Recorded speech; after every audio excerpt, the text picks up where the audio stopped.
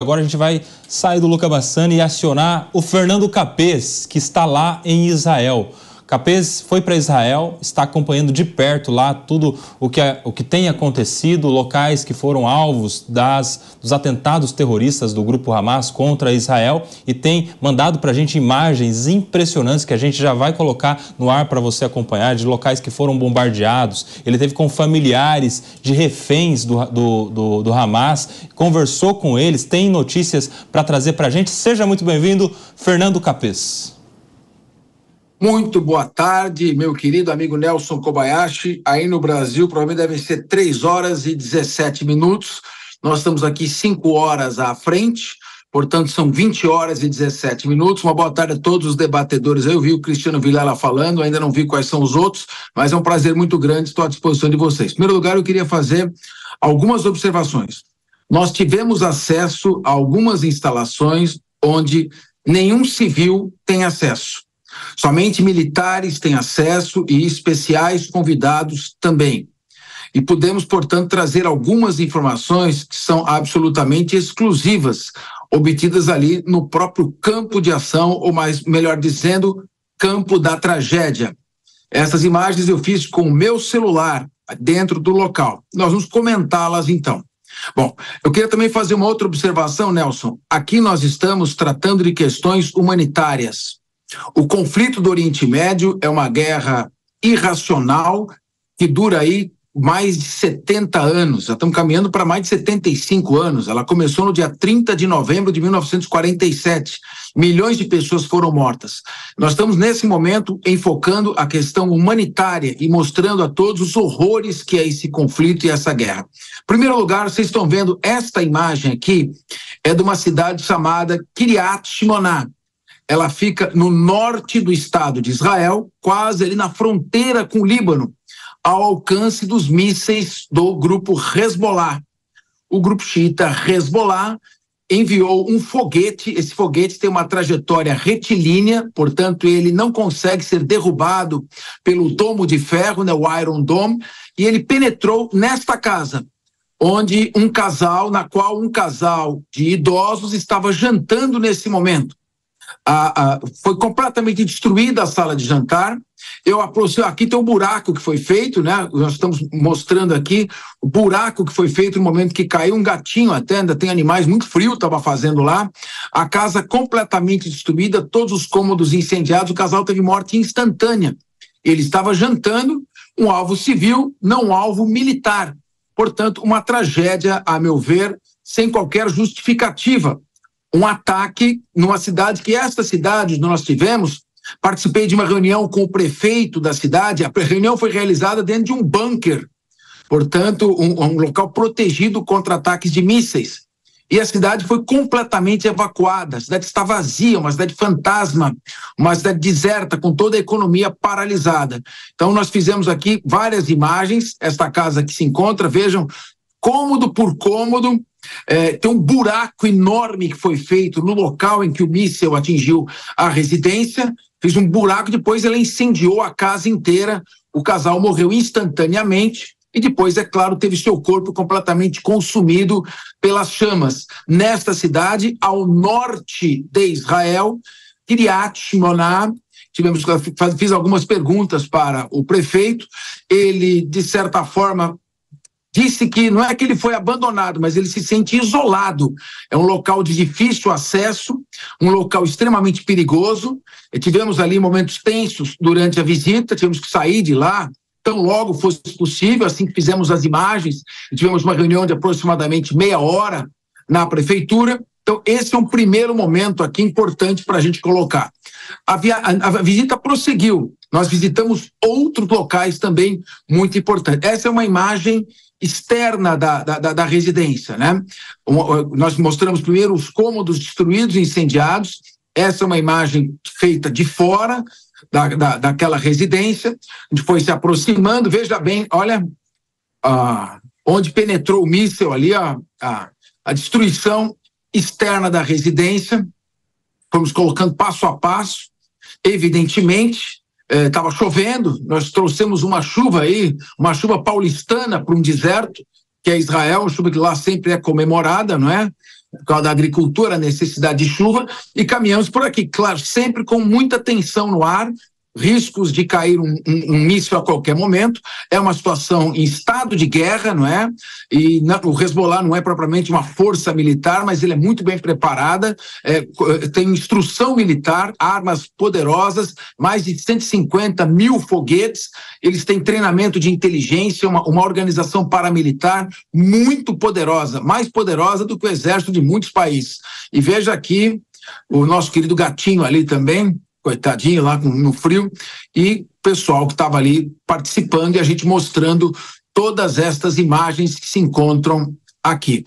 Temos outras imagens também que podemos mostrar na sequência, outros locais importantes que visitamos também, locais em que não há acesso para civis, locais, portanto, de acesso exclusivo para militares. Nós visitamos ainda também um centro de recuperação integrado, por que ele é centro integrado?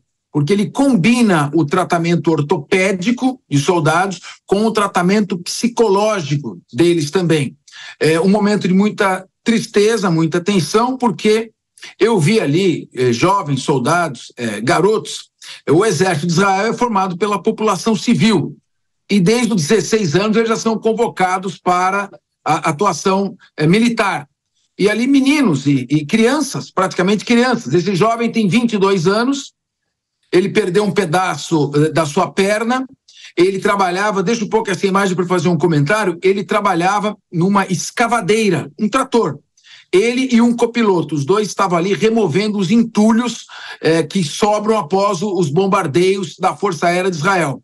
E ele estava com os dois pés em cima de uma... Veja, o pessoal que entra lá para tentar fazer animar, trazer alegria para os mutilados que lá se encontram. E ali tinha uma caixa de granada, e se tivesse pego um pouco mais abaixo do pé, teria explodido completamente. Ela bateu na escavadeira, ele conseguiu escapar por uma janela de 60 centímetros, se abrigou, conseguiu fugir e se recuperou. Infelizmente perdeu a perna, mas ele está feliz por não ter morrido. Essa é uma cena dramática. Esse menino, essa criança que está aí de 20 anos, foi vítima de um estilhaço, os dois olhos, o par de globos oculares saltaram para fora do seu rosto. Então ele não tem o globo ocular. Talvez no futuro se consiga desenvolver algum tipo de tecnologia para ligar os neurônios cerebrais a algum aparelho que dê a ele uma visão artificial. Mas ele está completamente cego. Nós conversamos com a mãe dele e o que a gente percebe é o seguinte: há um desespero tão grande que as pessoas não querem se entregar e procuram mostrar otimismo, recuperação, mas realmente é uma tragédia. Claro que nós temos que considerar 23 mil mortos do lado de Gaza também, vítima dos bombardeios, de uma reação que levanta críticas no mundo inteiro, mas nós estamos mostrando aqui. Vamos lembrar que foi Israel quem sofreu o primeiro ataque no dia 7 de outubro. A ideia é mostrar os horrores de uma guerra. Numa guerra não tem heróis, não tem medalha de ouro para ninguém, não tem histórias ufanistas que são contadas. O que existe é isso, jovens perdendo a sua visão, perdendo a sua vida. São mais de 400 jovens mutilados e feridos que se encontram nesse hospital, nesse centro de tratamento Nelson Kobayashi. Ô Capês, você mostrou aí essas imagens impressionantes, né, da casa toda destruída, agora dessas pessoas que estão se recuperando, né, de mutilações, inclusive, de ferimentos gravíssimos, e você também teve com familiares de pessoas que ainda estão reféns do Hamas. Conta pra gente essa experiência, Capês. Nelson, nós somos numa ONG, uma organização não governamental que não recebe um centavo de dinheiro público das mães e parentes dos 136 reféns que permanecem ainda no cativeiro. E foi realmente um depoimento muito tocante, porque nós ouvimos ali essas três moças que se encontram aqui falando. Uma delas, essa que está agora aqui no vídeo falando com muita emoção, ela teve o filho sequestrado. O filho dela foi sequestrado, o garoto de 20 anos estava na rave, se divertindo. Ele foi sequestrado desde o dia 7 de outubro, ele está separado da sua mãe, ele sofre de asma, ele precisaria de um aparelho para respirar todos os dias, ela não tem informação de como ele se encontra nesse momento, se ele se encontra sem comida ou não. Ela diz que cada vez que vai ao quarto, diz um conhecido escritor, que não há tristeza maior do que arrumar o quarto do filho que já morreu. E ela vai a esse quarto toda noite, e o filho lá não se encontra, né? E é um jovem, um garoto, esse garoto aqui agora, essa foto que se encontra no pôster com a mãe. Agora, essa que está no meio, a irmã dela foi sequestrada, a irmã estava na rave. E também um depoimento muito dramático, nós selecionamos apenas um trecho, com muito choro, muita emoção, porque essa moça está ferida na mão, com um tiro, a irmã dela, sequestrada, né? Não a que está falando.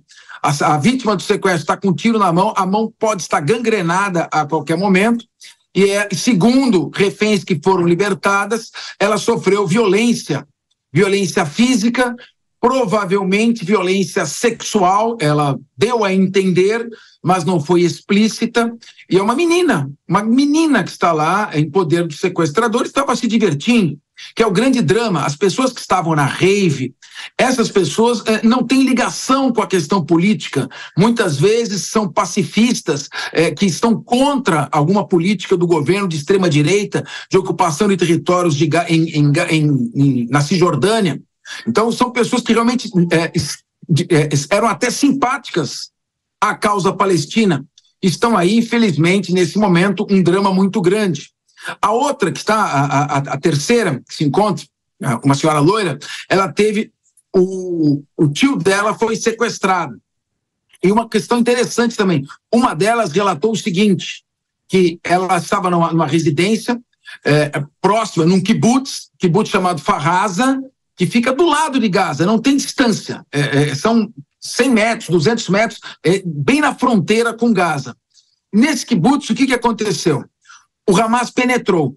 O chefe, o pai, estava correndo pelo kibbutz, se exercitando, né, praticando esporte. Estava correndo e ali se encontrava a mãe com 3 filhos, os 3 filhinhos. O Hamas entrou, invadiu a residência e matou imediatamente a mãe. Ficaram os 2 meninos de 9 anos e 6 anos. A menina de 3 anos saiu correndo ao encontro do pai, que estava na rua correndo, se exercitando.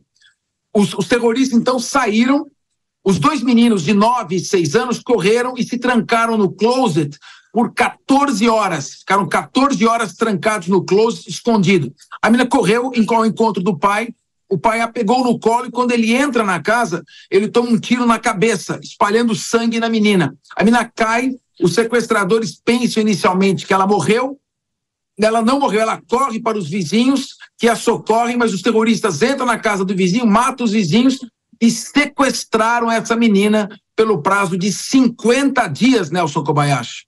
História realmente impressionante. Capês, nessa conversa que você teve aí com os familiares dos reféns, qual é o clima que você sente deles nesse momento? Porque a gente viu recentemente até uma invasão no Congresso, né, dos familiares, de alguma maneira insatisfeitos com a demora, eles querem, claro, né, como qualquer familiar faria, uma entrega imediata dos reféns, um resgate imediato dessas pessoas, informações que às vezes não têm sobre o estado de saúde, se estão vivos, se não estão, em que local podem ou não estar. Como que você está enxergando o clima aí dos familiares em relação a como o Estado de Israel tem se comportado em relação a isso, especialmente, a lidar com a necessidade de resgatar imediatamente os reféns? Nelson Kobayashi, no meu modo de ver, não há prioridade maior para um governo do que cuidar dos seus cidadãos. É obrigação do governo de Israel trazer novamente com vida esses 136 reféns, se é que estão todos vivos, de volta aos seus familiares. A guerra com o Hamas, ela pode ser feita num outro momento, numa outra situação. A cada dia que passa é um dia a mais que eles correm o risco de morrer com doença, risco de morrer com fome, risco das mulheres serem estupradas, violentadas, risco dos terroristas se irritarem e torturarem algum deles. Portanto, a cada dia que demora é um crime por omissão. O governo tem que buscar auxílio de outros países que conseguem conversar com o Catar para mediar essa libertação. Mas A sociedade israelense está dividida. Há aqueles que consideram que não há mais jeito de trazer os reféns, que a guerra contra o Hamas não deve parar nenhum minuto, e esse é um custo que os parentes terão que suportar. Não é uma parcela pequena, eu diria que não é uma parcela insignificante da população que entende que deve prosseguir a guerra a qualquer custo, inclusive ao custo da vida desses reféns. Uma outra parte, porém, diz que não há sentido em prosseguir uma guerra como essa. Essa guerra pode ser travada num outro momento, até porque o Hamas já entrou.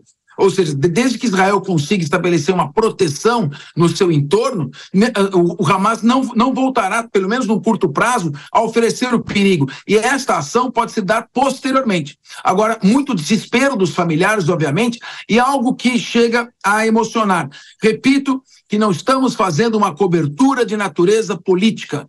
Não estamos aqui querendo apontar qual dos lados está certo. Estamos numa cobertura humana, respaldada pelo direito natural, pelos direitos humanos básicos de qualquer ser humano. E veja que interessante, um dos entrevistados que teve 9 pessoas da sua família sequestradas, ele disse o seguinte: ele é um pacifista. A irmã dele desenvolve técnicas avançadas agrícolas dentro da África para estimular a produção de alimentos para os africanos. São pessoas pacifistas. E indagado por um soldado israelense que estava conosco, se ele não tinha ódio dos palestinos, se ele conseguia distinguir qual era o palestino terrorista e quais os palestinos que não apoiam o que foi feito pelo Hamas, ele disse o seguinte: eu não vejo um palestino, eu vejo em primeiro lugar um ser humano, a imagem e semelhança de Deus, são todos seres humanos. Essa declaração de ser palestino, ser israelense, ser brasileiro, ser norte-americano, são rótulos que se seguem ao ser humano. E outros rótulos depois se seguem: muçulmano, judeu, cristão, budista, shintoísta, hinduísta e assim por diante. Então ele diz que não tem raiva, não é possível que a sociedade alimente uma visão limitada de vingança, e é necessário sim unir os sentimentos positivamente para reconstruir uma possibilidade de estabelecer um diálogo e uma paz. Claro que isto só será possível com a eliminação do Hamas. É muito importante que se diga o seguinte: aqueles que dizem que o Hamas é um grupo de libertação, é um grupo de resistência, o Hamas é o principal empecilho para o avanço do processo de paz. O Hamas praticou atentados terroristas em dezembro de 95, que levaram à derrota eleitoral de Shimon Peres, que queria avançar com os acordos de Oslo, e, na verdade, proporcionaram a entrada de Benjamin Netanyahu, que é de direita. Então, o Hamas é um obstáculo à paz, e a ação praticada pelo Hamas não mirou alvos militares e só prejudicou a população palestina, sobretudo a de Gaza. A gente tem imagens aqui também de uma praça dos sequestrados que você fez pra gente, a gente já vai colocar na sequência. Eu queria que você explicasse pra gente do que se trata essa praça. É um jeito de deixar clara essa insatisfação, essa causa, essa bandeira muito presente dos familiares, dessa prioridade que deve ser a de Israel de resgatar os reféns. A gente já está vendo imagens, Capês, eu queria que você comentasse, você esteve lá pessoalmente nesse local, essas imagens foram feitas do seu celular, explica pra gente. Olha, essa praça é uma praça onde fica localizada o centro de arte, o centro de teatro, cinema, exposições, numa região nobre de Tel Aviv. Do outro lado da praça fica o comando militar do Exército. Então, as famílias se apossaram desta praça. Você está vendo aqui uma mesa do Shabat. O Shabat, que é um evento religioso, uma data religiosa, toda sexta-feira as famílias se reúnem em torno da mesa para celebrar o Shabat, e até o pôr do sol do sábado seguinte eles estão em oração. Note que esses cartazes estão com os rostos encobertos. Simboliza que a cada Shabat que passa, as famílias não têm ali a companhia dos seus filhos, dos seus parentes. É uma mesa com todos os 136 reféns e mais aqueles que já foram mortos na ação do dia 7 de outubro. Então, em primeiro lugar, tem essa imagem, e aí, uma imagem muito interessante, Nelson Kobayashi, daqui a pouco ela vai aparecer, foi construída uma simulação de túnel. Nós estamos insistindo com o Exército, nós queremos ter acesso a Gaza. Nós queremos registrar os túneis, não estão permitindo que a gente tenha acesso aos túneis em Gaza, mesmo naquelas áreas já ocupadas pelo exército, porque naquela área considerada limpa, ou seja, que não há mais perigo, 26 soldados israelenses foram mortos. Então não estamos tendo acesso. Mas eu fui fazendo os filmes mostrando, e daqui a pouco nós vamos chegar numa exata simulação de um túnel. O túnel daqueles que compõem os 500 quilômetros de túneis construídos pelo Hamas, com dinheiro recebido pelo Hamas para cuidar da população palestina, para construir hospitais, escolas, meios de transporte, e ele utilizou para a construção de túneis, onde se usa ali, são usados para prática de ações terroristas. Então, daqui a pouco está paralisada a imagem aqui. Eu gostaria que chegasse a imagem para mostrar àqueles que estão nos acompanhando. Na sequência, pedimos aí ao nosso querido infalível alemão, craque da produção, para a gente poder mostrar. Eu entrei no túnel, nesta simulação de túnel, com os barulhos, para a gente ter uma noção daquilo que acontece. Imagina um soldado entrando num túnel escuro, com uma metralhadora, com várias incursões, ele é bem interrompido e a qualquer momento pode aparecer alguém armado para atirar nele. Aqui nós estamos voltando à imagem, daqui a pouco provavelmente vai aparecer. O túnel foi filmado dentro dele. Com o meu celular, atravessei totalmente, e aí vocês vão ter uma noção perfeita e exata daquilo que aconteceu, meu querido Nelson Kobayashi e demais aí debatedores. O pessoal procura essa imagem, são muitas as imagens, todas elas muito impressionantes, com estão procurando casas devassadas pela atuação terrorista do Hamas. A gente já viu aquelas imagens também que você trouxe logo na. Se alguém tiver uma pergunta... Sim, tem, a gente já vai passar. Não, se alguém tiver uma pergunta, eu estou à disposição aí para ele respondendo. A gente já tem uma pergunta aqui que é do Cristiano Vilela. Inclusive, você perguntou quem está na mesa, está o Ricardo Roso, Ronaldo Pagotto, João Belucci, todo mundo aqui impressionado com essas imagens. E enquanto a turma procura aí essa imagem do túnel, Capês, o Cristiano Vilela vai te fazer uma pergunta. Capês, boa noite para você aí em Israel. É bom falar com você, ouvir realmente essas notícias, essas imagens muito tristes, que nos deixam tocados, mas é importante mostrar para o Brasil e para o mundo realmente qual é a realidade desse conflito que existe hoje em Israel e em toda essa região do Oriente Médio. Eu gostaria de fazer uma pergunta para você. Todos nós, né, brasileiros, a gente não está nada acostumado com o contexto de guerra, naturalmente, e por vezes a gente acompanha a uma distância de milhares de quilômetros. Você que está aí em Israel hoje, acompanhando o que aconteceu, acompanhando os destroços de uma série de bombardeios, o destroçamento moral que as famílias, especialmente daquelas famílias que perderam seus entes queridos ou que estão com seus entes queridos em poder do Hamas, desse grupo terrorista, sentem hoje. Agora, para você, Fernando Capês, qual que é a sua sensação hoje em Israel? Você tem medo? Você está sentindo medo? Você sente a sua segurança, de alguma forma, com uma possibilidade de sofrer algum bombardeio, algum local que você está? Como é hoje para você, brasileiro, um de nós, estar aí em Israel e se ver em uma posição de um país que está vivendo uma guerra?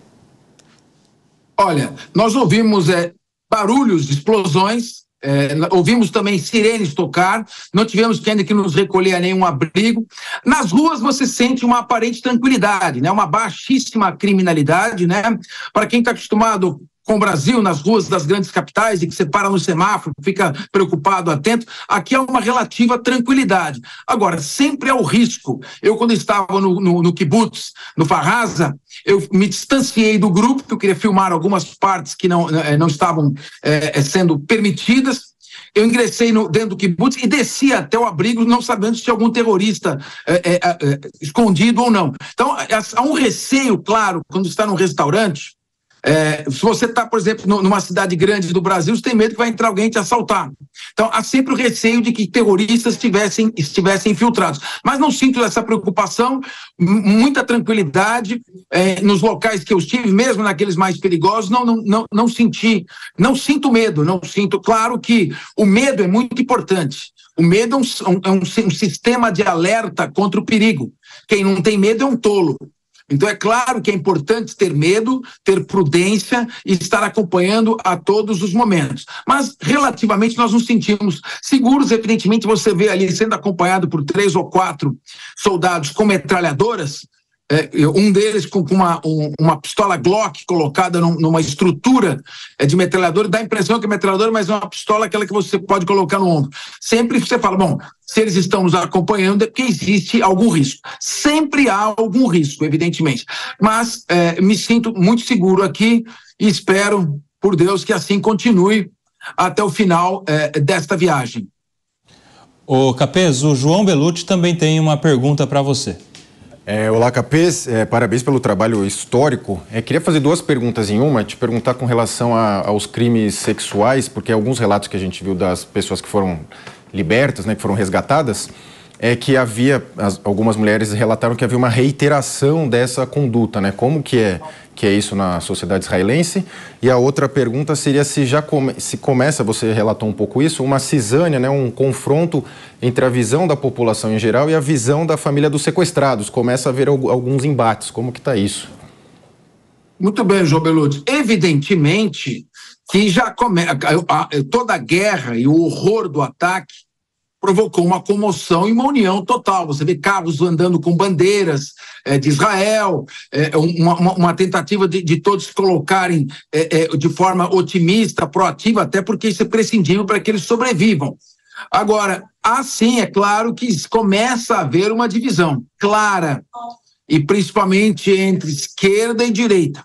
Há uma corrente que postula pela liberação dos sequestrados como sendo uma prioridade, aquela corrente que eu entendo que está correta, e uma outra que diz que não, que os reféns não são uma prioridade. A prioridade é caminhar até o final para eliminar o Hamas. Eu já disse que não se elimina o Hamas. O Hamas não será eliminado.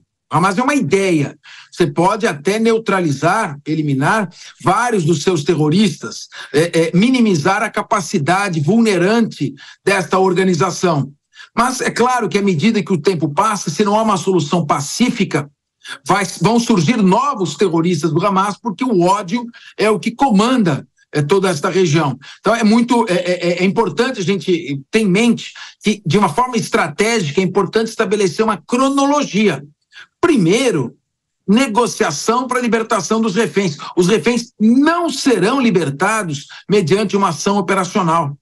Eles estão muito bem escondidos e o Hamas está muito armado. A prova disso são os 400 soldados israelenses mutilados, outros mortos que nós não tivemos informação, acesso.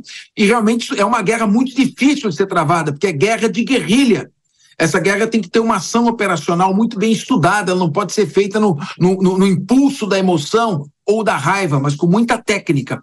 Então é importante, em primeiro lugar, se liberar os reféns. Segundo, proteger as fronteiras de Israel para evitar esse tipo de incursão. E aí sim, de forma científica, operacional, ir fazendo as incursões e, claro, com todos os riscos necessários, mas fazer a neutralização do grupo terrorista, meu querido João Belucci. Você fez uma primeira pergunta, qual que era? Muitas reféns mulheres que foram libertadas, né, resgatadas, relataram que havia uma continuidade dos crimes sexuais contra elas. Como que está essa questão na sociedade israelense? João, pelo que eu apurei aqui, algumas das reféns libertadas não estão falando tudo o que sabem. Provavelmente foram intimidadas sob a promessa de vingança contra os reféns remanescentes, parentes ou não. Mas há, sim, relatos de violência física e sugestão de violência sexual, certo? Isso nós só vamos saber daqui a um tempo. Eu procuro ser sempre muito cartesiano, muito objetivo, sem acrescentar nenhum ponto ao relato. Então, violência física, claro. O menino que foi sequestrado, que estava na rave, cuja mãe deu o depoimento, ele foi torturado. Esse daqui é o pai que está sequestrado junto com o filho, tá certo? Eu entrevistei ao lado dele aquele senhor calvo que apareceu há pouco, era o pai do sequestrado. Essa, a mãe do menino, que está aqui à esquerda, no meio, a irmã da sequestrada da rave. As imagens vão passando rapidamente. Eu provavelmente, o João Belucci, aí passando um recado para você e para o Nelson Kobayashi, pode ser que eu não tenha passado à produção o filme do túnel. Então, caso não seja mostrado hoje, fica até um suspense. Amanhã nós vamos mostrar como é estar dentro de um túnel em Gaza. Como é estar dentro de um túnel na faixa de Gaza. E eu vou mandar esse vídeo aí, então, para que seja exibido. Mas existe uma enorme probabilidade de violência sexual e violência física também. Não vamos pensar que os terroristas do Hamas são bonzinhos, porque eles não são. E digo mais, o Hamas atua em sentido absolutamente contrário aos interesses do povo palestino. Absolutamente contrário. Por quê? Porque ele faz o jogo do Irã. E a guerra se trava dentro de Gaza, dentro da Cisjordânia. E mais, o Hezbollah também não defende os interesses do povo libanês. Porque se ele atacar Israel, Israel vai destruir até Beirute. E qual o interesse que tem em jogar mísseis no norte de Israel para ter o Líbano destruído mais uma vez? Ou seja, isso significa não se importar com o seu próprio país e fazer o jogo do Irã.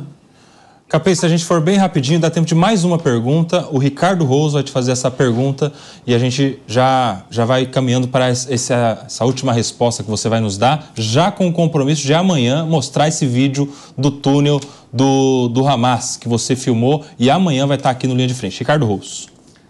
Boa noite, Capês. Boas as informações que você nos traz direto de Israel e com exclusividade aqui para a Jovem Pan. Eu queria saber de você o seguinte, está na mesma proposta de cessar-fogo para que Israel possa resgatar, ter de volta os reféns, que para todos nós isso é um ato extremamente importante. Você que está aí em loco, conversando com todo mundo, acha que é possível esse cessar-fogo e, de fato, a troca aí pelos reféns? Há muita esperança de que haja esse cessar-fogo, mas baixa expectativa. Muita esperança, não na mesma proporção expectativa. Por quê? Porque o Hamas exige um cessar-fogo total.